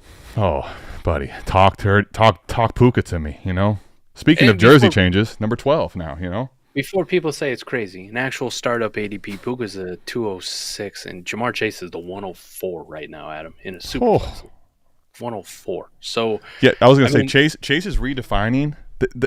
He hasn't passed the top 3, but Mike, imagine a receiver going at 4, and that's just so hard to believe. Honestly, it's crazy. It's crazy talk. Then when you go to Nico Collins, let's drop down a little bit, right? So he has Nico for the record. He's asking him on the same question, but yeah, just for the sake of Chase, still, right? Okay. No, I'm saying I'll move on to Nico. Let's go to the Nico conversation. Okay. Right. You think you can get T. Higgins in a first for Nico? Yeah. Can I tell you what I would do here personally? I want to know what your goal is and what the format is a little bit. I think, if we're going to start 10 or 11, T. Higgins in a first is even to start 9, I'm doing it. But it's 10 and 11 is oh my God. You give me T. Higgins in a first, I can't sign that check fast enough, man. I think T. Higgins with this contract with Burrow, maybe he doesn't quite have the same complete upside as Nico. If we're talking really high in range of outcomes, Mike, you can't tell me though they could end up being for the next 3 years extremely replaceable in Warp, extremely similar. And I get the first on top. That's easy. But the bet I would love to do, what if I could go to Rome and get a first? There you go. You can get that possibility of that The upside rise. That's where I love it. The spike of the first and the spike of the player. Yes. Which is also would be the case for Travis Hunter or Ted McMillan. I was just going to say, well, we're in lockstep here, buddy. Because if I could do those things, if I could get Tet, if I could get Rome, if I could get Travis Hunter, man, those are I'm blown away. Quick and easy, done. Those are the best of both worlds. You get the draft pick, you get a receiver that you're tearing down to that has some production questions because we just haven't seen it yet. But if they do hit that production, there's a realistic scenario where Rome or Tet or Travis Hunter is ranked above Nico Collins this time next year, and you walked away with a first. That is the ultimate upside play.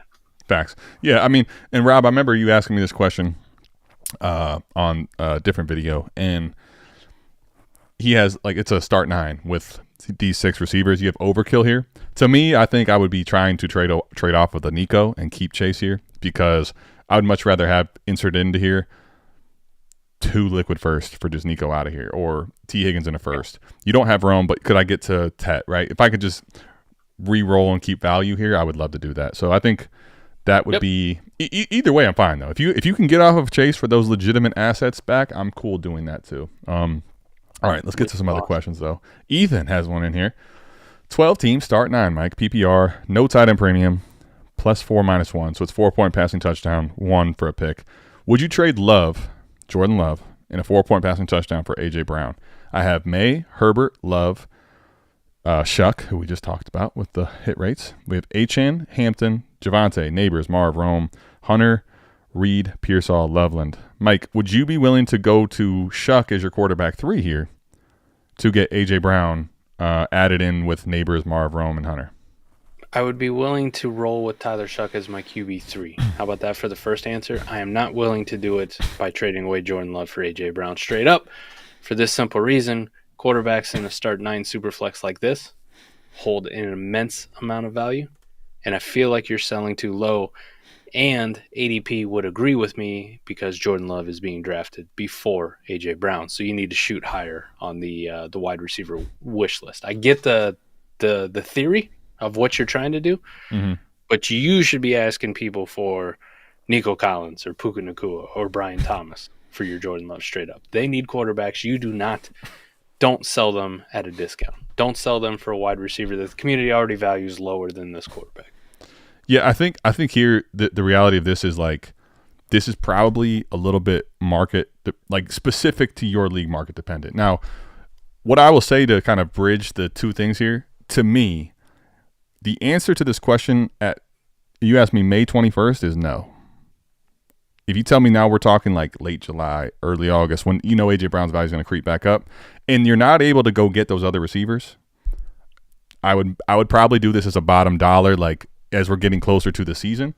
One thing just to keep in mind, listen, I think this is a rare scenario, but if something was to happen, you make this trade, and then A.J. Brown, God forbid, knock on wood, gets hurt in the offseason, he's got knee problems, all that stuff, you have pissed away value unnecessarily. So to me, I think it's like, I'm with Mike. I will shoot higher. I will go back and take this offer, and I would make this trade, closer to the season. And if this is really the best I'm able to get in this scenario, but I think right now I would be looking to, if I make this trade, get some other piece back on my side to do it now. And that's the way I would think about it. Like, if you told me I couldn't get higher at receiver, there's no situation there where either they're flush at quarterbacks or whatever the case may be, right? Fine. I'll do this later, closer into season, honestly. I think right now it's just not needed to do at the moment. So the only way that you could tell me anything different is if you know, Ethan, this trade is not on the table. Like, you're certain this trade's not on the table then. But to me, I'm waiting. I'm pushing. I'm kind of trying to use my leverage with time is honestly the way I'm thinking about it with your situation. The other thing you can leverage too, Jordan Love, Justin Herbert, and Drake May are close enough together too that maybe Love is viewed as the worst one. Try selling Drake May or Justin Herbert and see what kind of wide receiver that gets you into. Right? That might get you into a CD Lamb instead. And that's one of the things I think that's the most errant, honestly, at this time. Ask yourself, this is the other thing. Ask yourself, Ethan, in Warp in this format, 4-point passing touchdown, the next 3 seasons, what does Love and May look like in Warp next to each other? I'll argue Drake May till I'm blue in the face, but I bet you their Warp is pretty fucking close. is probably not that far off. Same for Justin Herbert. Right. And so to Mike's point exactly, I think this is something that people look at their team right now. It's very easy to see the case why. You look at everyone's a paper champion at the moment, right? So you look at your team, you're like, all right, this is my quarterback 3. I want to move my quarterback 3. What can I get for that? Well, what if the way to actually do it is by trading somebody what they think's a top 8 quarterback? Because Love was a top 8 quarterback last offseason. Now he's not. Okay, I'll keep that guy for now. May's a top 8 quarterback. He's got a lot of allure around him, Mike. Maybe that's the better sell. So I think that's a very good point and underutilized discussion too. Yep. Good call. Let's get a couple more here, and we'll 11 o'clock. All right, we got literally 2 to 3 more, and we got to get Mike up out of here, man. This was a fun day. Holy shit, we have flown into 11. All right, I bought Hunter for $226 first today. Yay or nay? Ooh, I'm feeling good, but seems like the owner saw those Twitter posts and bailed on him. I'll say this: I don't think the Twitter post had anything to do with 2 first. I think 2 first is paying up for Travis Hunter. Mike, where are you at with this trade? With what we know now, yeah, 2 first is paying. Like, I love Travis Hunter, right? He's my 103 universally. Yeah. But in what's supposed to be a better class, let me just say that. I mean, it still could disappoint. We don't know how it's going to play out yet. But the allure of having 2 firsts in 2026 is the fair price for Travis Hunter. I don't think you necessarily lost. You did. I don't know if I'm like really I want to push him in. Unless Noah, you told me like, listen, my team is already stacked. One of these is my first. The other one I traded away is the guy I'm fucking competing with, right? Like I traded away his first that I had. Like these are playoff firsts. Like we got leagues like that, right? Like there's leagues that Adam and I are in that I look at it and I go, if I got Adam's first and my own first, I'm like, both these motherfuckers are in the playoffs, boy. Like we're not going to let these teams fail. If I'm trading away, the fucking 110 and 112 next year for Travis Hunter, fuck it. Why not? I believe in Travis Hunter enough to do it. But just with no context on that and not the feel on it, just 2 random ones that they could make the playoffs. They could not make the playoffs. Maybe this guy's team suffers a catastrophic injury and he sucks and this is an early one. You're going to hate if one of those is, the 104 next year and like the 106. You'll be like, fuck, man. Even if Travis Hunter's good, like 1,000-yard good this season, you're still going to hate it. So get this, right? It's funny you went to that last point. To me, I think the crazy part about this, shout out America's Game, because if you are wanting us to continue talking literally at 1 a.m., so here in about 2 hours, you can get our America's Game post where, Mike, I talked about ambiguity in this post, or this post podcast. How about not a post, a podcast? Where, here's the thing. I think Travis Hunter, the best part about him is the ambiguity. I think you can remove thresholds from him because the situation where he's a corner and a receiver, what his snap share is going to be, like basically I think that's kind of going to be a baked-in excuse for him to where as long as, which I would bet the house on for the record, towards the end of the season, we're seeing him almost exclusively used as a receiver, if not on both sides of the ball. Like, there's just no way they're not using this dude as a receiver. You drafted him at 2 and you traded up, right? I think that's going to bake in a lot of insulation for him. I think the thing about it is, though, that's great for his value and great for his dynasty view. But the problem is, I think to really win this bet, you need him to smash. Because you know what 2 firsts have? Value insulation out the ass. So, like, to me, this is a fine trade. I just think there's probably actually, unless you're telling me, like Mike said, these are just 2 juggernaut teams that you can almost pencil in 109 to 112 for sure. You might actually have a little bit more to gain in the range of outcomes from the 2 first. So, but I think it's a fine trade. I'm okay with it. I just personally, I might have held the picks, frankly.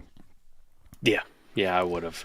I probably would have held it. It's tough. But if your team's stacked and the other first you gave away is also a very good one. Now here he actually said my team is stacked and they are 2 easy late first. Okay. Now I will say go for it, buddy. That scenario is fine. I will tell you, I have been one of the times. You're probably right. I'd say 95% of the time this has ended up being correct if you view it this way. I've seen some teams of mine in lineup, especially where like, oh my gosh, dude, I had my 2 quarterbacks get hurt. Like, that can happen, but I think you're probably correct. And I think at this point, I would have made the trade that you made today. I think if you told me they're guaranteed, like if I'm looking at a lineup 12 team, Mike, where start 9, and we're telling me these are 2 stacked teams first, like everybody knows they're a stacked team. Okay, I'll take Travis Hunter here. I'll take Travis Hunter here. Yeah. You know, we see teams that are, you know, they got J-Day, they got Lamar, they got Bijan, they got a Jefferson, or they got Chase. A-Rich and Fields too, as they're like quarterback 3 and 4 or some shit, right? Right. Yeah. Like, yeah, they got depth too to go with their ridiculous. Like they're protected from everything, right? Right. Like even if 1 or 2 of their quarterbacks go down, they're like, oh man, they're gonna put 2 guys right in, you know, in like a Fields and somebody else, and they got enough like youthful assets on their team. Maybe they just drafted a couple guys in 25 as well that have some pizzazz to them. They're like, fuck, they might be able to sell a Tet for a fucking quarterback or, you know, a running back if they need them. They got guys all up and down the roster. We've seen those teams where it's like people say nothing's guaranteed, and yes, bad shit happens, but I have seen rosters that are legit bulletproof.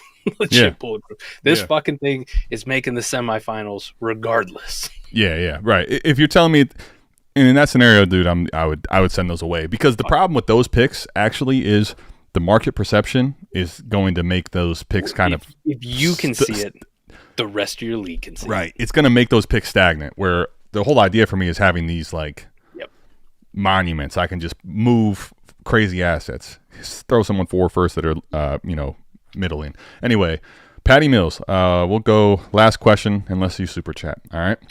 14 team, Superflex, start 9. What is too much to give for stud receivers? Rice, 26 first and second for CD. Start 9? What's that? Bye. Done deal. Send away. All right, Adios. good. I'm with you for the record. Like, I think Mike and I personally, if you look at the current market, part of the reason we're going to be both so quick on this is we're going to be lower on Rashee Rice than I think the over like majority of the community. But even in a 14-team league, Mike, 1 first, Rice in a second. I know it's a lot of depth that you want here, even at start 9. Dude, with CD is just should not be purchased for this. He should not be. Let's change Rashee Rice to somebody else, just for the sake of us. In the same tier? I love that. Good call. T. Higgins. Okay. There you go. T. Higgins, a first and a second. I think in the 14-team, I'm still doing it. Yeah, okay, good. Your boy, Roma Dunze, first and a second. CD. Dude, I love Rome, but I can't take away, like, sure, could Rome, if he hits, make this trade not worth it? Yes. But guess what? CD Lamb negates the risk that I have to carry. 100%. And what makes this different than the tier down question is CD Lamb is clearly in tier 1 for me personally, right? We've seen him put it on wax of being a warp destroyer of leagues. Think about this, right? Last time, no offense, Nico, you're just not quite there yet. So you're not the CD value, but this time last year, I was getting ready to tell you how like CD broke leagues at the second half of the year, right? He did. And argue for wide receiver 1. Think about Dak Prescott gets hurt. CD did not give you the year that we would have all loved, of course. Guess where he's at, Mike? Comfortably almost in the first round, 201. Mike, the value installation of a CD is nuts. To me, this is just one of those where we're still starting 9 players. CD Lamb is a cheat code, dude. No. The year couldn't have gone worse for CD Lamb. That's what I mean. No help. Quarterback's hurt. Right? All bad. Dallas Cowboys in massive dysfunction. The worst thing that could happen to him is he's one pick. Whatever worked for Mike McCarthy the year before that made Dallas's offense so great, McCarthy was like, fuck it, we ain't gonna do it this year. We're gonna try to run Rico Dowdle, boys and girls. We gotta switch shit up. We gotta switch shit up, Mike. You know, all that happened. And if you look at WARP or points per game or wherever, CD is still a top 7 option, right? On a bad year, top 7 option. But Mike, in the crazy part too, that's his WARP. And the best part, you're telling me all those things happen. It basically passed a hat trick plus, right? Like all the things went negative. He barely sneaks out of the first round. He barely gets out of the first round in startups. He's still top 15 overall asset superflex. Just give me this easy. By the way, this is a perfect way to end. Sold my first suite today as a former salesman. I gotta love that feeling. Holy crap, man. That's freaking awesome, Jake. Congrats, buddy. Dude, Jake's gonna get me and Fizz down for a Panthers game. I think we're gonna do it this year. I was going to say, you won't necessarily sell it to us. We're hoping you'll give it to us, the suite. But, hey, we'll be there for sure. Dude, I'm going to go watch the Carolina Panthers, I think. Buddy, I'm hoping maybe, all these close to free fab ETN pickups will, I'm watching the guy, Dude, we were working. I'm watching Robert Hunt pull and go crush some people to clear a hole for Trevor Etienne, right? We were working it out on Fizzle Friday. Shout out to the South Harmon Vibes channel. Make sure you guys go check that out. Fizz, T-Rock, incredible. Occasionally you'll see me on Fridays, but those guys are doing fucking great stuff, especially on Tuesdays, in the mornings, at night. Yeah. Also, big shout out to the South Harmon Fantasy Football Redraft Focus channel. Eric, Matty Kiwoom. You got Seth on there doing content. Speaking of Seth, will be joining us next Wednesday as we're getting ready to get out of here. Seth will be on next Wednesday with us. We're going to do a big 3 for y'all. Not 1, not 2, not 3, not 4, not 5. Shout out to the big 3. If you know, you know. But cheers from D-Walk. Couple super chats. Mike, I'll tell you this. Because we got 2 super chats, I'll give you the last question. We're going to bounce out of here. I'll put the music on. Tua, this is a good question, right? So let's say you needed a body. Quarterback Tua 3 type. Tagovailoa. There you go. Tua Tagovailoa. Here's the problem with this, and I'm curious your take too. I'm just going to put this out there. He right now, if you feel like his value is low, I totally get it. But I think when I think about this full range of outcomes outside the box here, Mike, and you and I have been Tua defenders, I think, for, feels like for forever ago when they first got Tyreek Hill, right? Dude, here's the problem. To me, he's being drafted in this range where it's like you're betting on short-term probably scenarios. I have to admit, as much as I love him, he still has a short-term feel to him because if this dude does take – I'm not going to say he's guaranteed to retire, but he is at a moment's notice a bad hit away from you don't know, right? And that's, I think, why he's valued down here at this point.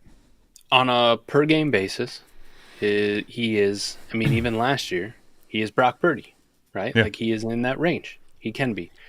The problem I always have with drafting Tua, and it's when we did this or that or pick your quarterback with Brock Purdy, and I didn't put him in the conversation, is because he goes right around the range that Justin Fields goes. And if I'm making that, and if I'm making that 1 year bet, Justin Fields has a much higher upside. You know what I mean? So that's the problem. After that, though, you want to start talking Tua. I think his ADP needs to be in the 7th round. It's currently 802, but 7th, 8th round is appropriate. Let me somewhere at that QB 24 is the right spot because of the risk. Let me put you on the hot seat real quick as we get out of here. All right. There you go. Mike, Jackson Dart or Tua Tagovailoa in Dynasty. Jackson Dart, unfortunately, and I had a feeling you might say that. Okay. Jackson Dart. Okay, so then Mike, let's talk about next one up. Sammy Darnold. I think I know where you're going here, but just Tua. A-Rich by a lot. Honestly, Mike, to me, same conversation as Justin Fields almost. Pretty similar anyway, right? He might come off the field quicker, people think, because of DJ, I don't know what you want to call him. Danny Dimes, whatever. Quickly here, Geno or Tua. Dealer's choice, a lot like Sam Darnold, though, but I'm going to go Tua. I'm going to lean Tua here, too, but honestly, like, if you told me it's Geno for you, I'm not going to fight you really hard. And then after that, you get to the point where I think I'd be taking Tua. But let me just ask you, Matthew Stafford, last one. Tua, but there's a case for Matt Stafford, too. Because if we're talking about a shorter windows, I'm not going to tell you Stafford couldn't outperform this year with Devontae Adams, right? Your bets. And that is the reason why Tua is not undervalued, Mike. Because guess what? I'm talking an 11th round, a 10th round, and a 9th round pick we just had serious conversations with. Close. That's the problem. So that's the biggest problem. And then, hey, hit rates. Back to the early part of the show. Boom. Tyler Shuck should be in that conversation. 2nd round quarterback hit rates. Tua Tagovailoa, long-term play versus 1 year bets. I'm still taking Tua. All right, don't get it fucking twisted. But Tyler Shuck does deserve mention. I can't believe I'm hyping up Tyler Shuck. God damn it, Mike. You know you love it when Mike has no choice but because of Barry to hype up a Tyler Shuck.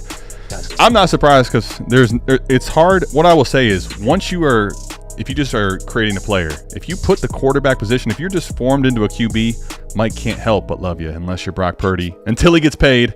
Speaking of getting paid, we'll see you back here same time, same place next week for AMA. We're out of here. Peace.